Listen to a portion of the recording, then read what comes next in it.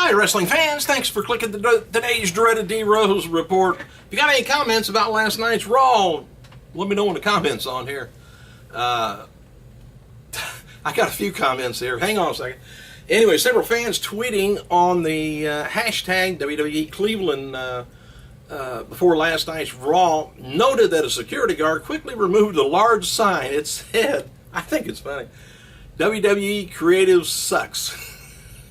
Anyway, it was a fan sign before the show.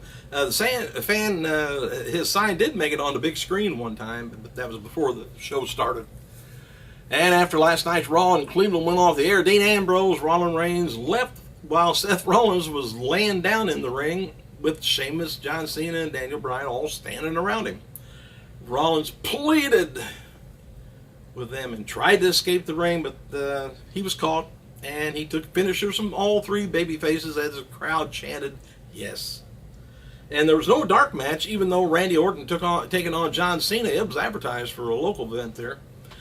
WWE is releasing a lot more NXT merchandise once the network launches, so you better save up some money. And WWE officials have reportedly given up on Sin Cara with the Hunico Hunico, whatever you want to call him, under the mask already. And they're likely keeping the character around for merchandise sales because he's also in the upcoming Scooby-Doo WrestleMania movie. I thought Hunico was doing good. I enjoyed it.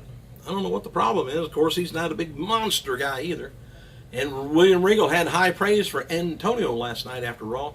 He said, I've said it before, and no, because he made mincemeat out of me. Antonio is 10 times the man and wrestler I've ever been. I don't think so, but Regal's good. Hey, the original plans for last night's Raw was to feature a number of qualifying matches for the Elimination Chamber. When Vince McMahon decided the show needed to be rewritten late into the afternoon, the qualifiers were dropped in favor of a six-man match. And CM Punk originally was scheduled to wrestle one of those qualifying matches, but the decision was made to focus on the storyline with he and Kane. Superstar Sheamus, 36 years old today. Got his red hair back just in time to celebrate. Steve Austin's latest interview, if you watch his or listen to his podcast, WWE composer Jim Johnson is now online. And Chris Jericho's band Fozzy continues to pick up summer concert dates. They've just been announced for the Carolina Rebellion Festival, May 3rd and 4th at the Charlotte Motor Speedway in North Carolina. And that's the same weekend, by the way, as WWE's Extreme Rules pay-per-view out of Seattle. Pro Wrestling Noah, their star Kenta was at the WWE Performance Center in Orlando Monday working out in the ring. Word is he was brought in for a tryout this week, and William Regal suggested WWE take a look at him. And as heard on last night's Raw commentary, JBL and Xavier Woods, they were talking about Furman University and East Carolina University. JBL called East Carolina the Harvard of the South. That's because Vince and Linda attended school there, while Xavier Woods got a degree from Furman. And those lines, why did JBL say that? That was fed to him to JBL through the headphones by Vince. Following matches are expected to be WWE's Elimination Chamber pay-per-view so far. CM Punk taking on Kane, Batista taking on Del Rio, and The Shield taking on the Wyatt family. A lot of people in the ring one time. At no point did WWE consider putting Daniel Bryan into the 30-man match on Sunday. The decision was made to replace Bad News Barrett and Xavier Woods with JBL and El Torito in the Rumble match. By the way, El Torito, I don't know why Cole said that. He's not the shortest person to ever be in there.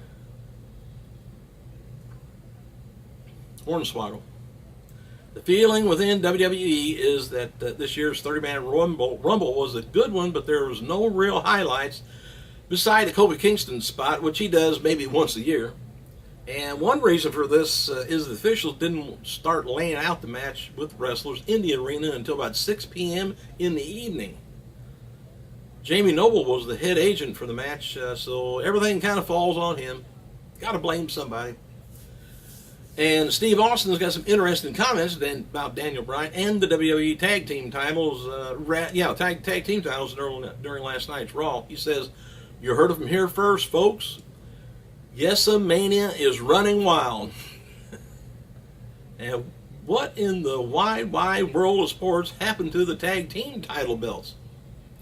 The Rock noted on Twitter, by the way, recently started writing his second autobiography. Apparently he's got another life. WWE is planning to turn Batista heel at some time after WrestleMania 30, which you know that's coming sometime, or Batista wouldn't have came back. And Mick Foley announced on Twitter he's going to be performing at the Comedy Live on National. He's going to be performing Comedy Live on national TV on Friday, February 6th, 10 p.m. AXS TV channel. I have no idea what that is. Access, I guess. But anyway, the special will take place from Gotham Comedy Club in New York City. I kind of like Sid, but I sure don't have that channel. Pardon me. And another wrestler's birthday today. Shark Boy, 39 years old. Thanks for clicking, you guys. I gotta go.